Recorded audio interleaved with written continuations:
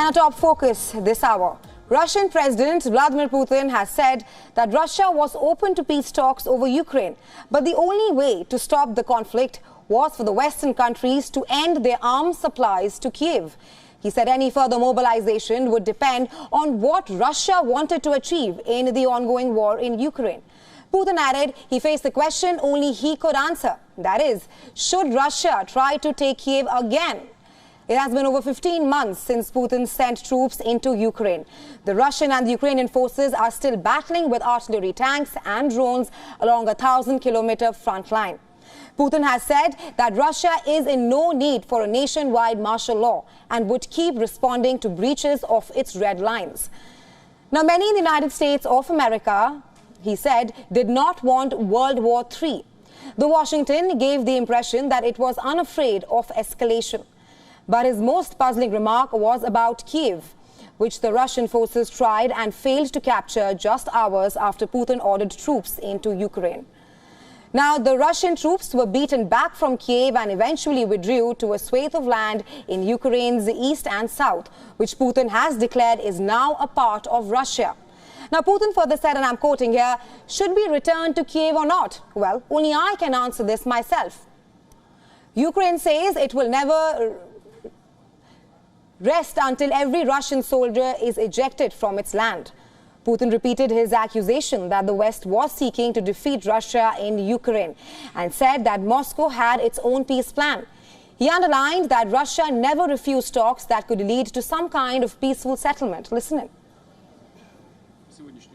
The key to solve the problem is on their side. If they really want today's conflict to resolve via talks, they just need to take a single decision: stop supplying arms. That's it. Ukraine does not produce anything themselves. Tomorrow they would want peace talks, not formally, but to all intents.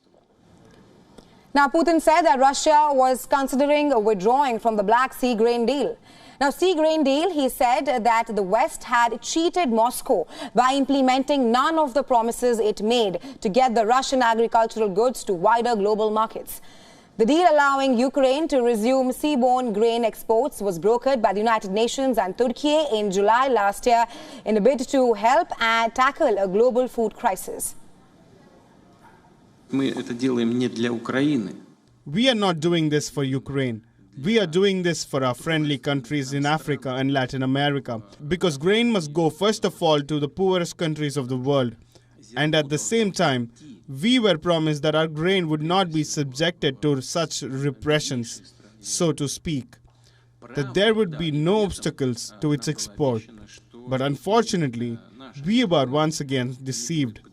Nothing has been done in terms of liberalizing the supply of grain to foreign markets. Meanwhile, some experts view the Russia-Ukraine war as a manifestation of the renewed geopolitical rivalry between major world powers.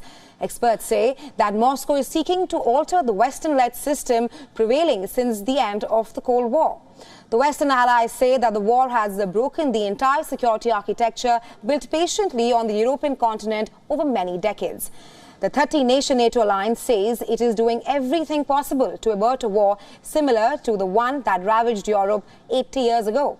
Despite the US and its allies' continued ambitious efforts to strengthen the Ukrainians, there are no signs of an endgame in the war.